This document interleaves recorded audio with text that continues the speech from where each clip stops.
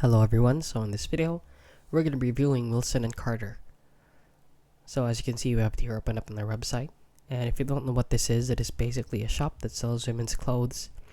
And basically, I've seen these images all around from different sites that they look exactly like this. So they didn't put any effort into making this website.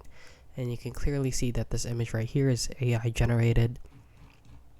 And right here, as you can see, they're now closing, which is actually fake, to create a sense of urgency for sales. So as you can see, from $270 it's now $60, which is still outrageous price. And as you can see, there's pants, bags, and mostly for women. So please guys, do not buy from them, since why would they close if their website is relatively new? So there were a lot of websites like these that look exactly like this, just with a different name.